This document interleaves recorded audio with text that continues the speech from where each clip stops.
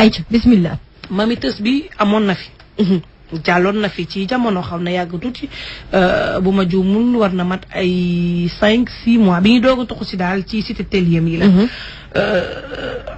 waa ji dafa xëy ñëw mu ne doom ji dañu koo sàkku dañu ko violé. te maître ba moo ko violé. maître ba koy jàngal. ci biir waxam sax moom waa ji nee na ma mardi la ñu war a ñëw jàpp si maître bi. mais li tax mu ñëwaat mbir mi dafa am évolution. dañ koo jàpp. dafa am évolution. évolution bi nag duñ ci ñëwaat tant que dégluñu papa ji ñu xaw a rafraîchir mémoire yi tuuti. ñu fàttaliku xale bi nu mu demee woon Chimère may ñu tuuti rek ci version papa ji ñu daal di ñëwaat ci xale bi. léegi na nga def ba découvrir ni sa doom ji maître bi mi ngi koy violé. parce que bon dans un premier temps tout le temps dama am tendance su ma wàccee man damay vérifier samay doom li ñuy jàng ak li ñuy jàngul. à chaque fois su ma ñëwee damay gis kay leçon ñu def si leçon suivie 10 sur 10 su ma ko nee récité ko du ko mën ma dem di koy topp ba tantam daal di may ne bon lii c'est louche na benn jour la ma tantam boo daal di may ne saa yu ñëwee da koy nekk ne que kii da leen di bàyyi si suuf daal di dem yéeg si kaw. kon moom da koy may note yu baax ci lu mokkal leçon bi. exactement waaw te du ko jàng waxuma la sax mokkal mais du ko jàng fenn la ko du jàng parce que su ma ko vérifié du leçon bi suñ la neewee sax je la commencé du la ko mën a wax. mu continuer di koy topp léegi damay def à ce que su ma ñëwee ma daal di koy ne na nga jàng boo jàngulee dama lay enjournaloo wala ma pompé loola. bi mu gisee ne nag bon caaxaanatuma si muy réciter leçon ndekete moom luñ ko wax si kër gi na jàngee nii wala na jàngee naa bu demee day wax ak maître am daal di koy ne boo nee demoon defal nii. samedi bi muy wax man maa ñëw daal fekk maa ngi am beneen soxla bu may doxali sama mag. mu ñëw ma daal di koy ne à ce que su ma ñëwee di nga réciter say leçon ay côté 20h et quelque la ma suma mag bu jigéen boobu di may ne fan nga nekk ma koy def état soxla bi may doxali ci sama beneen mag bi. mu ne ma non sa doom newul kër ga. ma ne ko non man fan laa ko bàyyi mu ne ma noo nekkul kër ga mais continuer boo paree après nga ñëw dinaa la wax lan la.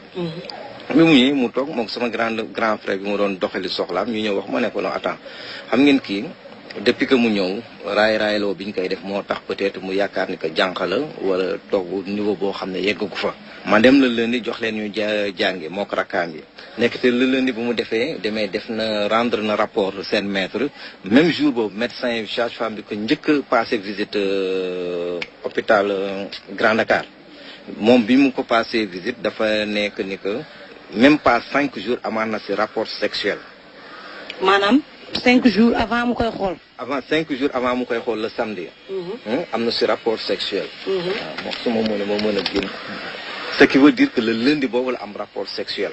te moom nga laaj ay rakam ak jànq bi suma kër jàngi génn ñëw bu ñu xëyee dañuy jàng ànd seen rak 7h25 7h30 na leen fekk école amul feneen fu muy dem lépp lu xew seen école boobu nekk.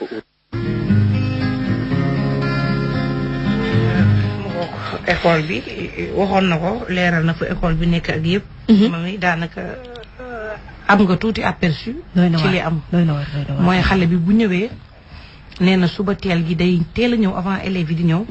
maître bi da koy yéegal ci kaw. violé ko. mu wàcc. xale bi nag boo dégloo ci waxam moom nee na xaalis moo ko ci dugal maître bi da ko doon jox xaalis. xale boobu moom ñaata at la am. xale bi à peu près ay 10 ans. ay 10 ans. nee na Thiès la nekkoon ci kër yaayam. papa ji andi ko fii ci Dakar parce que papa ji yaay ji ñëw divorcé. mais maître bi da ko doon dig ni ko dama lay delloo Thiès sa kër yaay fa nga nekkoon te moom foofu la bëgg a dellu. d'accord donc yooyu yëpp moo tax mu ne maître bi da ko doon nax. pour di ko sàkku. évolution bi ci am nag ba tax tey ñëwaat ci vendredi bi mami mooy moom xale bi. dafa dem police ba ñu war a jàpp maître bi mu wëlbati wax ci mu ne du maître bee ko violé mais papa ji la. ah foofu la mujjee nee na. mantu dégguma la bu baax de maanaam. waa ji bi mu fi ñëwee nee na ma mardi bii lañu war a jàppi maître bi. voilà. loolu dégg naa ko. waaw kay xale bi moom ci boppam njëkk na wax ne maître bi moo ko doon sàkku ndax daf ko doon wax ne daf koy delloo ci yaayam. ñu dem ba police ba. mu wëlbati wax bi ne nekkatul maître bi papa ji la. loolu la wax. papa ji nag moom nee na li tax xale bi dellu ginnaaw ci wax ji dañ ko koo waxloo. dañ ko sant. maanaam waa école ba dañoo fay xaalis.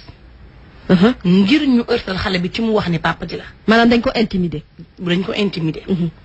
laaj ba ak tës bi yëpp mi ngi foofu mami te booy jël en général man su may jël tës su ma xoolee sa comportement rek am na lu ma ciy desale te loolu lépp dinaa ko wax léegi ci commentaire bi mais dañuy bàyyi xale bi waxaat lañ ko waxloo ci police ba ak itam lan moo tax mu accusé waat papam d'accord ñu déglu ko ma petit frère bi keroog da ngaa demoon police waaw demoon naa police léegi bi nga demee policiers yi ñoom lan la doon laaj dañoo ne man su ma eggee naa ne sama papa moo ko def su ma demee su ma waxee loolu ñoom lu ma bëgg dinañ ma ko jënd yére ko te lépp te dinañ ma jox xaalis kan moo la wax ne boo demee nga ne sa papa moom moo la violé ñaar ñu jigéen ñi ñoom ñoo ne la boo duggee ci biir buñ la laajee waxal sa papa moo la violé mais du maître bi su ma demee nee Thiès ñoom dinañ ñëw foofu man tama ñëw Thiès soo dinañ wax ma wax sama papa moo ko def man tama d'accord si ak ñoom lan moo tax ñu wax la loolu rek nga d'accord ci ñoom da nga leen a ragaloon wala lan déedéet lan moo tax ñu wax la loolu rek yow tamit nga d'accord xaalis bu ñu wax dinañ ma ko jox léegi yow xaalis daal yow buñ nee xaalis rek nga luñ la wax te xaalis nga d'accord waaw wuy ba xaalis lañ la dig rek nga d'accord waaw xanaa sa papa doo la jox xaalis booy jàngi non ñu defal lépp lan moo tax nag ñëw ñu ne la dinañ la jox xaalis rek nga daan ne waaw après ñu dugg ci biir ñu wax la ne la waxal sa papa moo def nangam nga ne waaw dara léegi ana maître bi nga xamante ne ni kon yow li nga wax policiers yi kon bu ma la déggee kon da ngaa d'accord ak ñoom mais dara amu ci. léegi dañoo waxoon su ma demee damaa naroon a dem Thiès si vendredi jeudi mu ne su ma demee Thiès man su ma ñëwee foofu man naa ne sama papa moo ko def Diallo defu ko mais su ma defee loolu man lu ma bëgg dinañ ma ko defal moo jox xaalis man tama d'accord ci ak ñoom. mais Diallo moom moo ko def. waaw. moom daal yow sa papa defu ko quoi mais liñ la wax moo tax nga d'accord mais Diallo moom moo ko def moom mooy véritable coupable bi. waaw Diallo ko def. waaw. d'accord léegi ñoom bi nga toggee ak ñoom lan la wax ba nga xamante ni sa xel dal na ci loolu. nee na amoon na ñaari xale yu fi nekkoon ñoom nii lañ doon def comme man comme ça suñu waxee liñ def waaye bañ ko defee léegi xale yi ñëw ni kenn ki ci kër ki lay wax kenn ki ci kër ki lay ñëw lu ñu bëgg ñoom ñu defal leen ko. ñoom daal ñoom la wax ne am na ay xale yoo xamante ni daan nañ fa jaar te buñ la waxee lu ñu wax rek ñoom loolu la ñuy def. waaw. kenn ki léegi ci kër lay ñëw kenn ki xam bañ leen waxee dañ ko def loolu lu ñu bëgg léegi dañ leen koy defal. yow yaay rakku kii nii. waaw. yow boo masaan dem classe yéen bu ngeen daan jàng yéen ñaar yéenay ànd. waaw. léegi boo wàccoon da nga ko doon xaar wala. wàccee waaw. léegi boo demee da nga ko daan foo ko doon fekk. yenn saa yi ma fekk ko ci kaw yenn saa yi du ma ko fa fekk. léegi boo ko laajtee kan moo lay wax ne moom mu ngi fi wala nekku fi. loolu yenn saa yi damay dem laaj sama xarit ñu ne mayeetu dem na. ñu ne la dem na. waaw te alors que demul. waaw. yow yaa ko daan jiitu kër ga. waaw. boo daan jàng bu ngeen wàccoon da ngeen doon wax da nga daan dem ci maître bi ci suba si boo jàngee ba wàcc ci suba si da nga daan dem boo fëggee classe bi kan moo la daan wuyu. seen maître. seen maître mooy Diallo moo la daan wax Mariétu mu ngi fi wala nekku fi. waaw. moom lan la daan souvent di wax saa yoo fëggee bu Diallo ubbee lu mu lay wax. dafa naan Mariétu nekku fi. lan la nekku fi. waaw.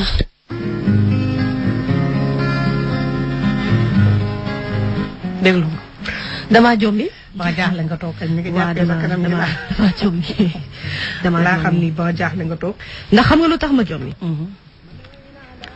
déjà je trouve que ci xale bu am fukki at 10 ans muy tenir yenn raisonnement yi nga xamante ni dafa xaw a manqué tuuti cohérence ci sama gis-gisu bopp. lu tax ma wax dafa manqué cohérence mooy xale boo xamante ne déjà dañu ko sàkku. ak ñu xam état viol ni mu mënee jouer benn rôle psychologique ci boppu xale. mooy ne xale boobu déjà pour déjà mu mën a exprimer wu de manière claire pour expliquer clairement ne circonstances yi nii ak nii ak nii la jaar dafay xaw a jafe la plupart du temps. léegi moom su fekkee dafa ne maître bi moo ko sàkku dans un premier temps mu dellu si waat ne papa ji la finalement mu ñëwaat ne non maître bee ko sàkku te li tax mu nangu wax ne maître bi la c'est parce que wala mu nangu wax ne papa ji la wala xawma maître bi la c'est parce que dafa am xaalis boo xamante ne moom moo nekk ci raison bi bon xale bu am fukki at lan moo war a nekk utilité am ci xaalis maanaam ban soxla xaalis la gune googu war a mën a am ba ñu koy jaarale maanaam ci wàllum xaalis pour di ko wax loo lu wuteeg loo xam ne moom la dund te mu war a doon choc ak état psychologique ci bopp. man boobu ba tey mooy sama problème. xaalis bi xale bi jiital. waaw loolu xam nga déjà mënul ne bon la première raison xëy na peut-être ça à la limite on peut comprendre bu ne par exemple dañ koy forcer parce que dafa bëgg moom dellu kër yaayam te ma yaakaar sax ne ku jur sa doom même bu dee da nga dëkk ak sa papa ji warul doon jafe-jafe ci moom pour que doomam gis yaayam normalement même bu fekkee dañoo divorcé. c'est-à-dire même bu fekkee nekkuñu en de bon terme droit la pour xale bi gis ndeyam wala bokk yaayam def wala jéemi pexe pour mën a gis doomam. donc je ne crois pas que papa ji côté boobu xëy na peut-être dina ko fa war a mën a tere donc boobu hypothèse sax man ba tey gëmuma ko. beneen hypothèse bi mooy hypothèse u xaalis comme fukki at. ban soxla xaalis nga war a am ci àdduna. lu war a mën a tax yow ñu lay sàkku violé la nga war a nekk ci benn état d'esprit nekkuloo ci yow 10 ans laay wax ak yow de. 10 ans c'est l'âge pratiquement de bébé Suzanne bi nekk sama kër donc je veux dire que xale yi certes am nañu éveillé nañu mais man li ma xaw a jaxase daal ci loolu yëpp mooy mbirum xaalis bu mu ci tudd te kii ma dégg wax dëgg yàlla mantu damay wax rek man te yàlla tax gisuma ci intimidation parce que intimidation fu mu am xoqatal mooy ragal daf fay am policier voilà intimidation moom wax dëgg yàlla gisuma ko ci en tout cas sentiruma ko ci propos xale bi amul et puis xale boo xamante ne da nga nekk école di jàng bu fekkente ne dañoo cours yi dafa jeex bon élèves yi génne et tout ça sa rakk ñëw seet si la classe c'est normal mu fekk fa sa maître kan la fay fekk keneen bu fekkul classe ba tëju bu fa duggee maître am la fay fekk parce que kooku moo koy jàngal te xëy na amaana xëy na xale yi bu ñu génnee dina des ca classe ba di corriger ay copie wala ramasser ay papier wala je sais pas moi def liggéeyu maître am donc am na lu bari loo xamante ne daal ci biir histoire bi franchement dese na ma convaincre ci auteur bi nga xamante ne kooku moo commettre viol bi ci boppam. mami gis nga fii wax suñu àqulaay taala moo ñu fi tax a toog. du dañuy faral ma Samba du dañuy faral ma Demba du diw la ñu xam wala yow la ñuy gis wala fa am lu lay ragalee ba tax. duñu wax li nga xam ni mooy suñu soxla. duñu wax li nga xam ni mooy suñu soxla duñ ko lii duñ ko exprimer boobu. xale bi man gëw ma ni police dañ ko intimider. man loolu gëw ma ko. man loolu góoma ko te xale bi dafa nekk xale boo xam ne pour man dañ ko exposé de trop bu tayee mu ne diw moom a violé te buy wax waxu sexe dafay mel ni maanaam da cay dëkk ku ko yàgg di def parce que wax na ci ay propos ne njëkkewu ko ci maître ba propos yàgg ya dem na ba junj de Thiès ga mu nekkoon daan nañ ko fa def tu te rends compte man pour man su intimidation amee ci papa ji lay jógee mais pas ci xale bi nañ ko bàyyi mu dal xale bi nañ ko bàyyi mu dal gisoon bon police moo ko intimidé ni ko accuser sa papa su accuser papa mu ngoon gi police dañoo jàpp papa te man papa ji moo ma interpellé ci suuf wax ma problème bi papa ji moo indiwaat xale bi ci ngoon gi xale bi wax kon mi ngi en liberté donc accusation yi fondewul su fondé woon police jàpp ko su doon police jàpp na ne ñooy intimider xale yi nan jàpp papa ji mbir mi mooy xale bi li am mooy dañ koy sàkku du tey yàgg nañ koo sàkku xamatul fu mu war a taxaw xamatul fu mu féete xale bi elle est désorientée mami et c'est normal à son âge disons nañ ko bàyyi mu dal ñu jëlee ko ci loxoy papa ji ba bu dee papa ji yaay dañu am contentieux justice ñu am fenn fuñ placé xale bi foo xam ne seenu mbokk la ñu tëyee xale bi ci loxo yoo xam ne xale bi xelam dina dellusiwaat dina régler mu nekk xale bu normal suñ ci passé nag la nga xam ne la ñuy toppee maître ba ak keneen ak keneen ñu toppee leen ko mais pour l'instant nañu bàyyi xale bi mu noyyi mu dal man loolu laa leen di ñaan xam nga Mantoulaye jag-jagatee yóbbu tës fee jag-jagatee yóbbu tribunal jag-jagatee yóbbu police xale bi da affaire bi mbir mi da ko dépassé xale bi sax dañ ko war a protéger c'est que nañ ko dafa toll ci âge boo xamante ne dañ ko war a protéger déjà nekkul koo xamante ne comme ni ñu ko waxee dañ ko war a mettre devant de la scène xam nga la moo tax tuuti tubaab yi xaw ñu raw gis nga cas yu ni mel c'est-à-dire services sociaux yi ils sont tellement organisés que dañuy def de telle sorte que vraiment xale bi day gaaw am prise en charge médicale et je me demande ndax elle a eu ça ndax am na suivi bi nga xamante ne moo ci war ak yeneen yu ni mel parce que xale bi rek déjà ci boppam bi am na lu fonctionné wul. non mais ñu dem xool trafic man. Maguette.